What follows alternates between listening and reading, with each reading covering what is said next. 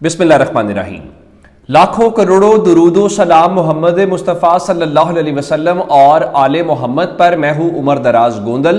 मैंने आपको पिछली वीडियो में बता दिया था कि हफ्ते वाले दिन भी काजी फायज ईसा सुप्रीम कोर्ट में मौजूद है, और वो मौजूद क्यों थे वो उन्होंने अपनी एंट्री इस पूरे मामले के अंदर डाल दी है। वो हम एक मुहावरा या जुमला सुनते आए ना कि कोई मछली जो होती है वो पानी के बगैर कैसे तड़प रही होती है।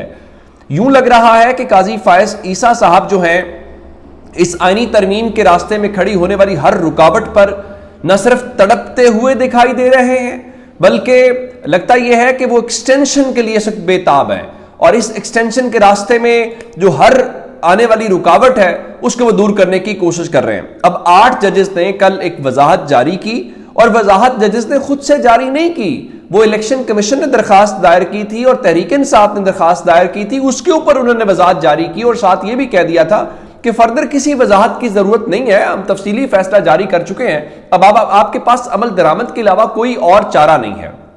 लेकिन अब उसके ऊपर काजी साहब ने पिछली बार जब हुआ था तो उन्होंने कुछ 10 सवालात पूछे थे, और उन 10 सवालात ने पूछा था कि फ्रीकैन को नोटिस जारी क्यों नहीं किए गए, और ये बताइए कि जजेस ने हियरिंग कहाँ पे की है, शो कॉज लिस्ट क्यों नहीं जारी हुई, जहां बहुत सारी बातें हुई। लेकिन आज दूसरी वजाहत के ऊपर उन्होंने 2-3 लोगों से वजाहत तलब की है। उसमें डिप्टी रजिस्ट्रार है, उसमें असिस्टेंट रजिस्ट्रार हैं, और उसके अलावा जो वेब मास्टर हैं उनसे एक बार फिर उन्होंने वजाहत तलब की है। उसमें डिप्टी रजिस्ट्रार मुजाहिद महमूद हैं, असिस्टेंट रजिस्ट्रार शाहिद अबीब हैं, और वेबसाइट जो चलाते हैं सुप्रीम कोर्ट की आसिम जावेद, उनसे कहा गया है कि आप ये बताइए कि ओरिजिनल फाइल जमा किए बगैर वजाहत कैसे जारी हुई, बगैर ओरिजिनल फाइल जमा कराने पर वजाहत सुप्रीम कोर्ट वेबसाइट के ऊपर कैसे जारी हुई, तो आप इसके ऊपर जवाब दें। अब मैं नहीं कहना चाहता, लेकिन वो अपलोड करने और दीगर मामलात के ऊपर आप जवाब तलब कर रहे हैं। कल किसी सहाफी ने अपने प्रोग्राम में ये कहा था कि अगर काजी साहब ने अब भी इस वजाहत के ऊपर कुछ किया तो इसका मतलब होगा काजी साहब अभी भी इंतजार में एक्सटेंशन की, कहीं ना कहीं आड़ से कहीं आगे पीछे देख रहे हैं कि भाई मेरी एक्सटेंशन का कुछ हो रहा है कि नहीं हो रहा। लेकिन अब एक्सटेंशन वाला मामला, उसके ऊपर मुख्तलिफ खबरें हैं। जब मैं ये वीडियो रिकॉर्ड कर रहा हूं तो सेनेट के अंदर अरकान तो मौजूद हैं, लेकिन 1 दर्जन भी अरकान मौजूद नहीं है, और सेनेट का इजलास इस वक्त शुरू नहीं हो सका, जो कई बार आज मुलतवी हुआ। और फिर खबरें ये भी हैं कि विफाकी काबीना का इजलास पार्लियामेंट हाउस में ही शुरू होने का इम्कान है, और शहबाज शरीफ जो है पार्लियामेंट ही पहुंचेंगे। फिर खबरें ये थी कि मौलाना साहब जो हैं उनके साथ आसिफ जरदारी की मुलाकात हो सकती है, लेकिन आसिफ जरदारी की जो सिक्योरिटी टीम है वो मौलाना साहब के घर से चली गई है। जबकि दूसरी जानिब खबरें ये थी कि शायद मौलाना साहब ऐवान सदर जाएं, लेकिन JUI ने इस बात की तरदीद कर दी है कि मौलाना साहब जो हैं वो अब ऐवान सदर नहीं जा रहे, और जो इस सिलसिले में जो उन्होंने अपने अरकान पार्लियामेंट है उनका इजलास तलब कर लिया है। दूसरी जानिब इस दौरान एक और जो डेवलपमेंट हुई है वो डेवलपमेंट पाकिस्तान तहरीक इंसाफ से मुतल्लिक है कि पाकिस्तान तहरीक इंसाफ का जो वफ्द है, जब मैंने पिछली वीडियो रिकॉर्ड की थी उस वक्त मुलाकात शुरू हो चुकी थी। वो मुलाकात करने के बाद मौलाना साहब के हवाले से वहां से रवाना हो गया, और उस हवाले से जो बैरिस्टर गौहर और दीगर लोग थे उन्होंने इस बारे में बताया है कि वो फर्दर मुलाकात के हवाले से आएंगे। और बैरिस्टर गौहर ने कहा कि आईनी तरमीम तो ज़ाहिर हुकूमत की मर्जी है, हम उस हवाले से कुछ नहीं कह सकते, हमारी मुशावरत अभी जारी है। और मौलाना फजलुर रहमान को जो इमरान खान के साथ मुलाकात हुई, सलमान अकरम राजा साहब ने बताया कि उसके बारे में आगाह कर दिया गया है। लेकिन अब इतलात ये है कि कुछ देर के बाद मौलाना साहब का वफ्द दोबारा आएगा, लेकिन मौलाना साहब के वफ्द तहरीक इंसाफ के वफ्द आने से पहले जो मोहसिन नकवी हैं वो पहुंचे, और जैसे ही मोहसिन नकवी पहुंचे तो उनके साथ जो बिलावल जरदारी हैं वो भी वहां पे पहुंच गए। लेकिन पाकिस्तान तहरीक इंसाफ वाले मौलाना से मुलाकात करने के बाद जो महमूद खान अचकजई हैं उनके घर पहुंच गए हैं, और उन्होंने इमरान खान का पैगाम भी पहुंचाया है। और इस वक्त जो वहां पे जिस किस्म की पेशरफ्त हुई है, जो तजावीज़ हैं, उनके हवाले से बातचीत हुई है। अब ये तो हो गई जो मुलाकातों की या दीगर सिचुएशन है, लेकिन ग्राउंड के ऊपर सिचुएशन क्या है? आईनी तरमीम के हवाले से काबीना का इजलास दावा किया जाता रहा, नहीं हो सका। 9:30 इजलास कौमी असम्बली का नहीं हो सका। अब ये सारी बातें हैं जिससे पता ये चलता है कि गवर्नमेंट का जो नंबर है वो किस पोजीशन के ऊपर है। इरफान सिद्दीकी साहब ये कह रहे हैं कि مولانا فضل الرحمان جو ہیں وہ آن بورڈ ہیں اور ان کے مطابق ہمارے درمیان جو اتفاق ہے وہ ہو گیا ہے.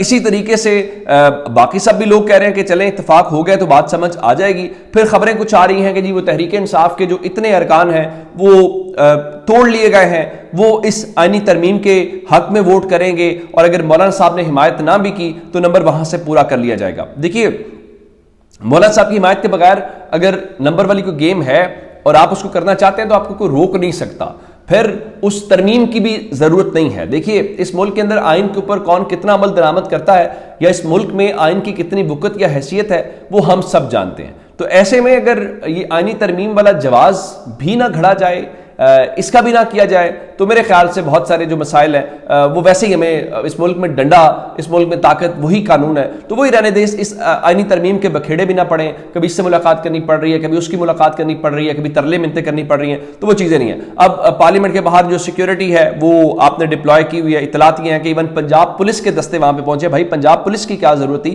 باقی کوئی کمی رہ گئی تھی جو آپ نے کرنا ہے. اب اس کے اوپر کچھ اور حلقوں کے جو ترجمان ہیں, مجھے یہ مت کہیے گا کہ جو فیصل وابڈہ ہیں وہ کس کے ترجمان ہیں, یہ آپ جانتے ہیں وہ کس کے ترجمان ہیں. انہوں نے کیا کہا, ان کا کوئی ہے یا نہیں ہے آپ کے ساتھ یا آپ کے بغیر 26ویں آئینی ترمیم پاس ہونے جا رہی ہے. ان کا اگر آ جائیں گے تو عزت بچ جائے گی, نہیں آئیں گے تو عزت نہیں رہے گی. پھر انہوں نے ایک اور بھی فرمایا, ان کا سمجھتے ہو اٹھایا ہے, تشدد کیا ہے یا پیسہ دیا ہے, سمجھتے رہو. اور ان کا جی اب کوئی وضاحت نہیں. یعنی دوسرے لفظوں میں انہوں نے کہا کہ بھائی اگر کسی کو لگ رہا ہے کہ لوگوں کو خریدا گیا تو آپ یہی سمجھتے رہے, کسی کو لگ رہا ہے کہ لوگوں کو اٹھا کے ان کے ضمیر بدلوائے گئے ہیں تو یہی سمجھتے رہو. یعنی اس ملک میں یعنی اندازہ کریں کہ کوئی بادر ہی نہیں کر رہا. اس کی وجہ کیا؟ اس کی وجہ یہ ہے کہ وہ قاضی صاحب جو ویسے تو وہ انسانی حقوق کی یادگار ہے, اگر اس کو کہا جائے کہ پاکستان میں انسانی حقوق کا مقبرہ ہے تو یہ کہنا غلط نہیں ہوگا. یہ جو قاضی صاحب کا دور ہے اس نے بہت سارے لوگوں کے بہت ساری چیزیں کی ہیں. اب اس میں ایک ڈیولپمنٹ اسلام آباد سے یہ آ رہی ہے کہ حکومت دعوے جو مرضی کرتی رہے, لیکن اسلام آباد سے خبریں یہی ہیں کہ آج شاید دونوں ایوان جو ہیں قومی اسمبلی اور سینٹ اس میں آئینی ترمیم پیش نہ ہو. اب انہوں نے اعلان تو کل ہی کر دیا تھا کہ ہم بروٹ میجورٹی کے ساتھ, ہم ظالمانہ طریقے سے بھی ترمیم کر لیں گے. دیکھیں آپ ترمیم کرنا چاہتے ہیں کر لیں, کوئی ایشو نہیں ہے. پھر میں نے آپ کو کہا تھا کہ ایون آپ ترمیم نہ بھی کریں, آپ نے کبھی آئین کو بادر کیا اس کے باوجود اب اسلام آباد سے لوگ یہ دعویٰ کر رہے ہیں کہ آئینی ترمیم پیش نہیں ہوگی. وہ کیوں پیش نہیں ہوگی میں اس کی وجہ بتا دیتا ہوں. وہ وجہ اس طریقے سے ہے کہ عمران خان نے کہا ہے کہ ہم منڈے کے روز تک مشاورت کرنا چاہتے ہیں. اب منڈے کے روز تک مشاورت کرنے کا مطلب یہ ہے کہ حکومت کو یہ لگ رہا ہے کہ اب 19-20 تاریخ ہو گئی ہے اور دن تھوڑے رہ گئے ہیں, تو ایسے میں تو پرابلم ہو جائے گی, اس کے اوپر عمل درآمد بھی کرنا ہے, باقی چیزیں بھی. لیکن میں آپ کو یقین دلاتا ہوں کہ اگر انہوں نے یہ آئینی ترمیم کر لی, جو کہ اس وقت امکان اس طرح سے چیزوں کا نظر نہیں آ رہا, نمبر گیم سے حساب سے نہیں آ رہا, باقی اٹھا کے ادھر سے کاؤنٹ ووٹ کرا لیں ادھر سے ووٹ کاؤنٹ کرا لیں, وہ آپ کی مرضی ہے, اس کو کوئی روک نہیں سکتا. تو اس ترمیم سے کیا مسئلہ آپ کا حل ہو جائے گا؟ بالکل بھی نہیں ہے. اندازہ کریں کہ آج عمران خان سے ملے ہیں, ان کی صحت سے متعلق باقی چیزیں آئیں, تو خواجہ آصف یہ فرما رہے تھے عمران خان سے متعلق کہ وہ ملے ہیں تو انہوں نے اپنی صحت کی بات کی, ان کا فلاں موقع, حالانکہ اس کی تردید آ گئی ہے سلمان اکرم راجہ صاحب نے. تو خواجہ سعد رفیق کہہ رہے تھے تکبر کے ماؤنٹ ایوریسٹ پہ بیٹھا ہوا جو عمران خان ہے وہ اپنی ذات کے سوا کچھ نہیں سوچتا.